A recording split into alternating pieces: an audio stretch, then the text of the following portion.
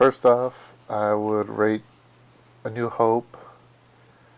I was thinking about this before the video, and I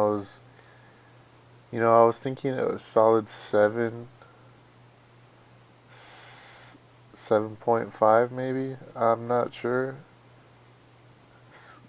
Cut the difference, or split the difference in 7.25, because I feel like it's definitely one of the stronger movies, but there's just some things with it that I feel like it's a solid 7.5 would only make it a point away from Revenge of the Sith, and that's my favorite.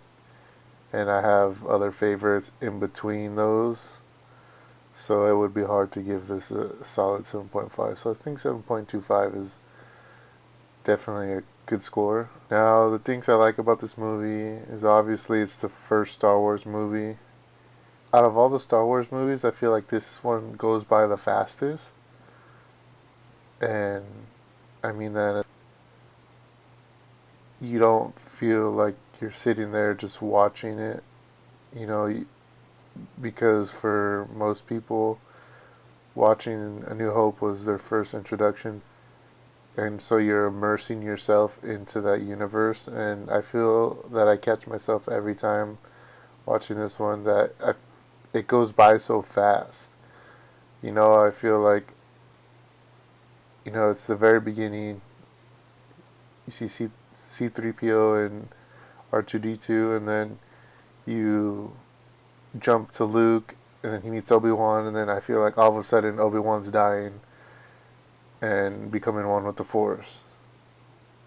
And I feel like that happens so fast, and then Luke's blowing up the Death Star.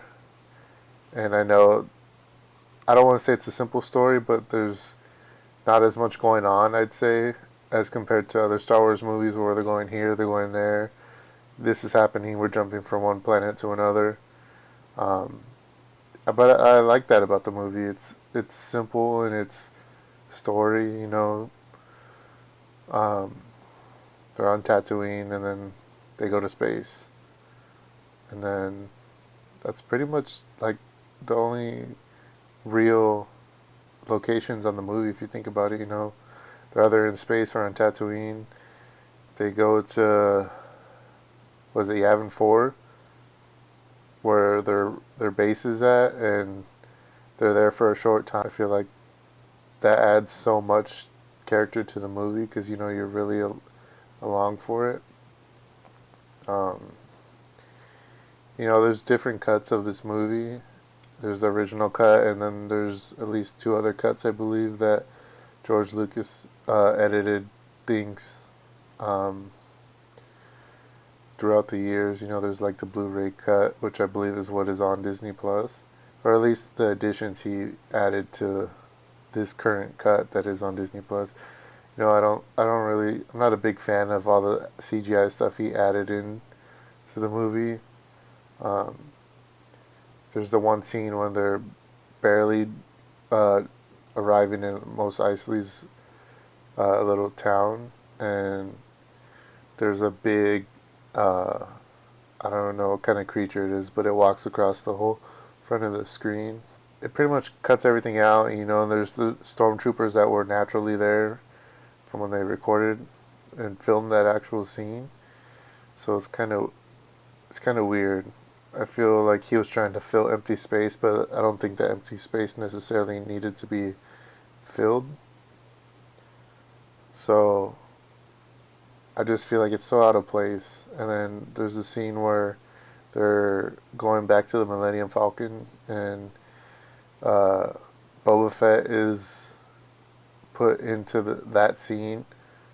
Originally, they just wanted to add him after the fact because so many people love Boba Fett. Just don't get me wrong. So I think it's just personal opinion. And I don't remember in the original cut if Jabba is a puppet or not, or how that scene goes down. But it just looks bad and out of place. Jabba's character in that scene, you can tell it's complete CGI. Just doesn't look good. So I don't know about that, but that's something else I don't like. I know Luke kind of gets that the rap of being a whiny kid, which I get. You know, he totally is. You know, I wanted to go to Tashi, whatever, to get some power converters. I wanted to get some power converters. You know that it's whiny. You know, but you get the sense from the beginning of the movie that he doesn't want to be there, and I don't know if it means specifically at his house or just on Tatooine, but you just understand like his struggle. But it's funny because if you compare his whininess to Anakin's of the prequel trilogy, you would think, oh, you know, it goes hand in hand. I feel like when I rewatched this episode, I feel like the fight scene between Vader and Obi-Wan was a lot more action packed than I ever remembered it.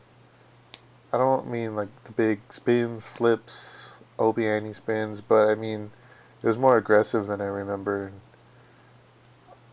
Watching it as a kid, I always felt like it was kind of boring. So I mean that was kind of a plus for me, was seeing that and recognizing it. Um, that's the only lightsaber duel there is in this movie, I think. Well, I mean, there's not many people to have a duel with, but like I said, I really like the pacing of this movie. I feel like it just continuously is going. It doesn't drag on. Um, the overall story just seems just to flow. I think that's all I got for this uh, video, guys. I know this one's maybe a little bit shorter than normal. I feel like that's pretty much an easy sum up of this movie for me. It's not my favorite. It's not the worst by far, but it's definitely, you know, decent, solid Star Wars movie for me. Um, Let me know if you guys have any recommendations for future movies for me to review.